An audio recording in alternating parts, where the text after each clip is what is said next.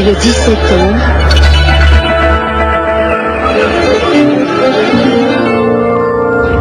Radio-Canada, haute définition.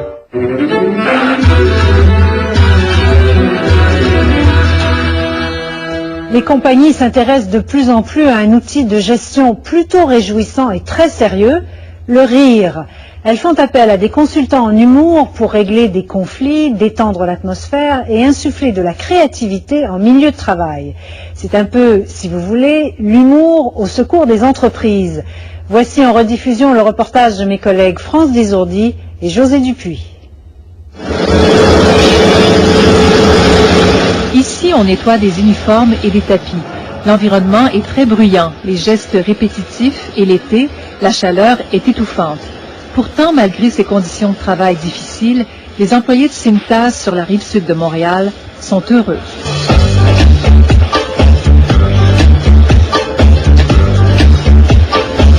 On a une bonne équipe, on a une belle ambiance, puis c'est ça qui fait la force de la production. Parce que quand on rit entre nous autres, quand on est de bonne humeur, mais la production sort beaucoup plus rapidement. On est sérieux parce qu'on a une job à faire, mais on est sérieux en arrière du quoi. Oui, les patrons souvent ils viennent nous voir, puis quand ça va, ils voient 2-3 jokes, tu sais, puis après tout est beau. Tous les matins, avant de commencer sa journée de travail, Bruno Taillefer, le grand patron, va saluer tous ses employés. Ils sont près de 80. Quand je rentre le matin, je sens au bureau, les gens se sourient, ils ont du plaisir. Je les entends souvent rire de mon bureau, ça me fait plaisir. C'est quelque chose que j'apprécie beaucoup. Oui, ça va bien? L'humour fait partie de la culture de cette entreprise. On peut avoir une grosse charge de travail, on peut avoir des choses des fois plus difficiles à faire, des défis à surmonter. Par contre, ça t'empêche pas de pouvoir rire. À voir l'atmosphère qui règne ici, est-ce étonnant d'apprendre que Cintas Canada termine cette année au premier rang du palmarès des 50 employeurs de choix au pays, publié en janvier dernier dans le magazine Report on Business du quotidien Globe and Mail. Ce sont les employés qui devaient évaluer leur entreprise. La compagnie compte près de 1600 employés au Canada. En obtenant la première place du classement, Cintas peut se vanter d'avoir les employés parmi les plus motivés au pays. C'est aussi un bon indicateur du rendement et du sérieux de l'entreprise. On parle d'humour, mais on est également des gens autour de la table qui sont très sévères avec nous autres mêmes, et on en demande aussi beaucoup à nos employés. Donc, à travers toute cette sévérité-là, tout ce travail-là, tous ces objectifs-là qu'on a atteints, il y a quand même place à avoir de l'humour, puis oui, c'est encouragé. Chez Cintas, il arrive même que le grand patron se déguise. À l'Halloween, je vais me déguiser à Pâques pour aller chercher l'humour dans les gens. S'il pouvait se déguiser à chaque mois, il le ferait. Mais quand il y a des occasions comme ça, c'est sûr, la première chose que Bruno va dire, c'est je vais me déguiser. Puis les gens, ça rit tellement, là, que c'est le directeur, c'est quand même, tu sais, il y a quand même un titre qui est directeur général.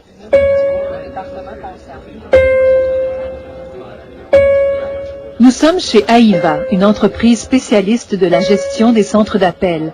Les employés sont rivés à leur téléphone toute la journée. D'accord, donc ce forfait, madame, est rendu à 30 $. Le travail est monotone et stressant. Le taux de roulement est élevé. Les téléphonistes n'y restent en moyenne que 9 mois. Pour égayer l'atmosphère, le patron de cette jeune entreprise a décidé ce jour-là de les convier à une heure de lunch pour le moins surprenante. On va commencer le réchauffement, on va commencer par rire tous sur les voyelles, et tous avec moi on rit sur la lettre A, et c'est parti. L'effet de surprise passé, tous se laissent emporter par le rire. Michel Abitbol se rend dans les entreprises depuis quelques années déjà. Il enseigne le yoga du rire selon les préceptes d'un médecin indien. L'exercice consiste à rire sans aucune raison. Les bienfaits sont multiples. Réduction du stress, détente musculaire, production d'endorphines, cette hormone associée au bien-être. Quand les gens sont stressés, ça débloque très facilement. Oui, on penserait le contraire. Non, c'est là où ils en ont besoin. C'est comme, oui, ok, c'est une grande bouffée de respiration, c'est une grande bouffée d'air frais, ok, on se relâche là, on n'a pas besoin d'être tendu tout le temps. Dites-vous bien qu'on fait beaucoup de choses dans nos vies qui nous rendent fous. Il faut savoir aussi que dans le rire sans raison, il y a un détachement qui doit s'opérer au niveau des préjugés, non seulement du regard que peuvent porter les autres sur vous, mais également du regard que vous portez sur les autres. Ok ? Le coût d'un atelier comme celui-là varie selon la durée entre 500 et 1000 $. On n'est pas une entreprise quand même publique, donc on est plus libre de nos fonds. Puis je pense que si on a réduit le taux de roulement, les employés sont plus contents, ils nous voient plus présents avec eux, ils nous voient rire, s'ils voient le patron rire, puis qui est avec eux, je pense que ça peut aider beaucoup à cimenter l'esprit d'équipe. Et à garder votre équipe. Ben exactement, oui. Je suis certaine que certains vont vous regarder rire à l'écran et vont peut-être trouver ça même ridicule. Qu'est-ce que c'est? Tant mieux, tant mieux. C'est ridicule. Mais il y a beaucoup de choses aussi qui sont ridicules dans les entreprises, notamment prendre des humains pour des machines. Moi, ça, c'est encore beaucoup plus ridicule que ce que je pratique.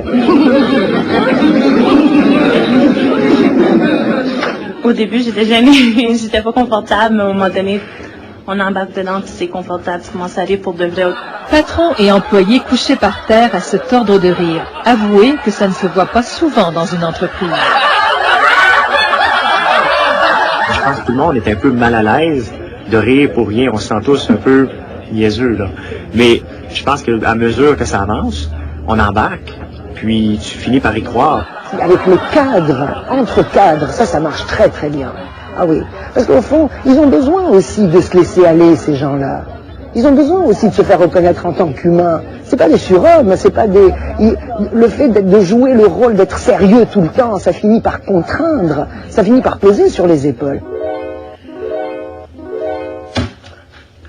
It's Monday! Monday morning! Yes! Yes! Yes! Michael Kerr est l'un des grands maîtres de l'humour au travail. Cet ancien fonctionnaire de l'Alberta en a eu un jour assez de son milieu de travail ennuyeux. Il a tout quitté pour fonder il y a 20 ans sa compagnie de consultants en humour. Depuis, il parcourt le Canada et les États-Unis. Sa mission, rendre les milieux de travail plus sains, plus créatifs et plus productifs grâce à l'humour. Nous avons rencontré Michael Kerr juste avant un atelier destiné à un groupe de fonctionnaires fédéraux. Il nous a montré le matériel qu'il utilise.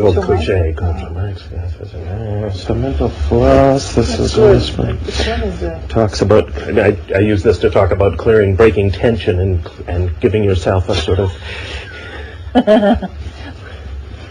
and clearing out all the cobwebs and debris that floats around in your brain when you get stressed out. This is great too, just for the, I used to talk about being a manager and the need to take yourself lightly, so that if you've messed up as a manager, one of the best things you can do is to admit that you're a bonehead. I'm not talking about transforming people's personalities or turning them into the office clown. Je n'ai pas l'intention de changer la personnalité des gens, d'en faire des clowns ou des comiques au bureau. Pour moi, avoir le sens de l'humour, c'est avoir une certaine perspective, un certain recul face aux enjeux et aux défis liés au travail. C'est tout ce qui consiste à ne pas se prendre au sérieux, à faire preuve d'humilité et d'honnêteté, et à rire de nos erreurs pour présenter une image de soi plus humaine à nos employés. Present a more human image to our employees. During a meeting, if somebody gives say an idea blocking kind of phrase, like, we tried that before in 1907, you can be ready with one of these, because that's not the kind of language you want people using when you're trying to be creative. And then when somebody presents a really good idea, you're ready with a...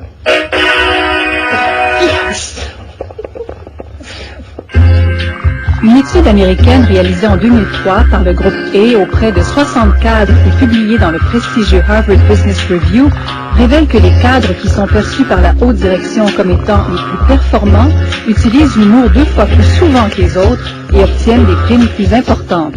Aussi, l'humour réduirait les absences et les retards au travail. Conclusion, plus vous êtes drôle, plus vous êtes détendu, plus vous êtes efficace et plus c'est payant pour vous et votre entreprise. Malgré tout, bien des compagnies sont réticentes à dire publiquement qu'elles ont recours au service d'un consultant en humour pour remonter le moral des troupes. Les clients me demandent de venir parler de ma théorie sur l'humour, de gestion de stress, de créativité, des techniques pour créer une ambiance positive au travail. Mais ils ne veulent pas appeler ça de l'humour parce qu'ils ne veulent pas qu'on les accuse de dépenser de l'argent pour quelque chose de superficiel. Voilà pourquoi les fonctionnaires fédéraux ne nous ont pas permis d'entrer. Ils riront donc avec Michael Kerr derrière des portes closes.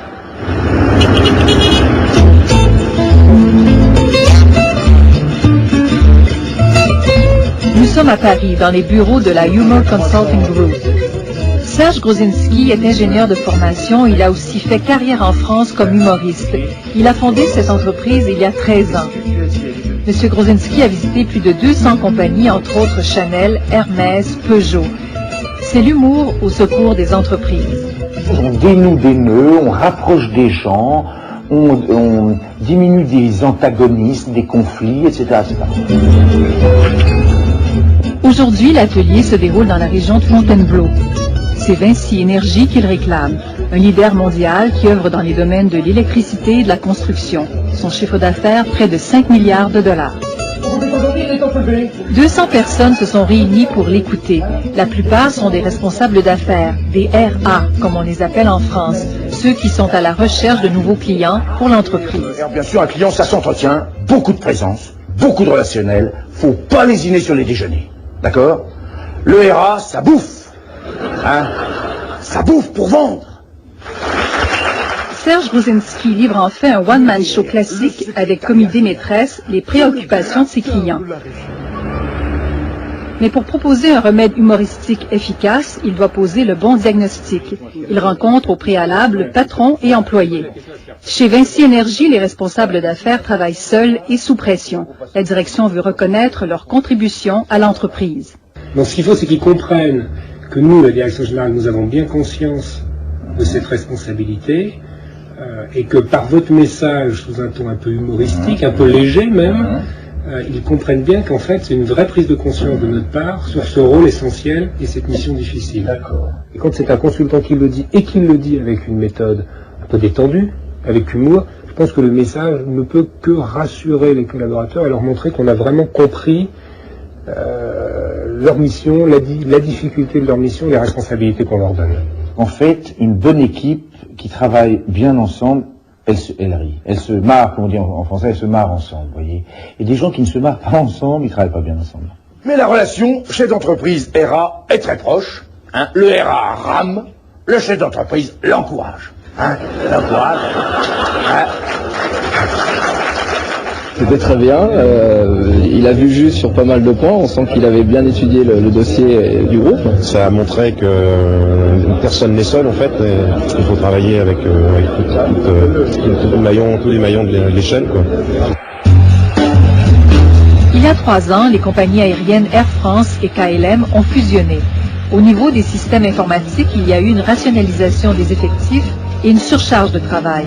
Dans les bureaux d'Air France à Orly, on a connu un essoufflement. On était dans une atmosphère de travail difficile, hein, avec des rapports de travail qui étaient des rapports sérieux et toujours sur des dossiers compliqués. Et donc, ce qu'il fallait, c'était de mettre un peu d'humain entre nous. Très compliqué, non mais c'est très compliqué. Et ça c'est vous, hein, donc c'est, hein. La direction du service informatique d'Air France a donc fait appel à Serge Grozinski. Avant, on avait des rapports qui étaient toujours sérieux, une certaine distance entre nous, et à partir de ce jour-là, on se parle de façon plus détendue, simplement. Et il y a des choses que l'on se dit plus facilement que l'on ne se disait pas avant. Une étude américaine qui dit que les patrons, les cadres qui font preuve d'humour ont plus de chances de gravir les échelons et de gagner plus d'argent. Sûr. Non mais pourquoi? C'est très simple, c'est comme avec les femmes. Hein. Souvent, le séducteur, c'est quelqu'un qui sait faire rire, mais toujours avec de la finesse. Quelqu'un peut être laid, mais faire rire. Parce que, et donc finalement, c'est un processus de séduction.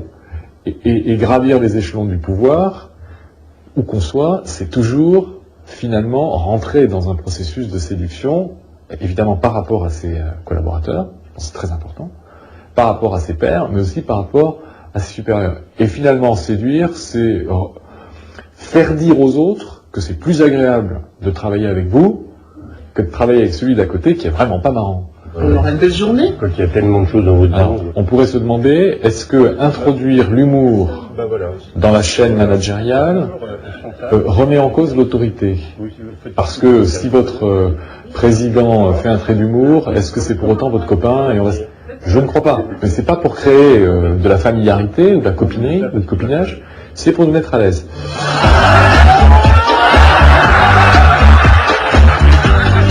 L'humour au travail, est-ce une nouvelle mode qui fera son temps comme toutes les autres? Je ne crois pas que ce soit une mode. C'est un outil incroyable pour les relations de travail, mais bien entendu, ça ne résoudra pas tous les problèmes. C'est un outil important qui n'est pas juste une mode. Il y a d'avenir de deux manières, soit parce que ça devient de plus en plus dur, et donc les gens auront de plus en plus besoin de rire à des moments, soit les gens sont de plus en plus ouverts.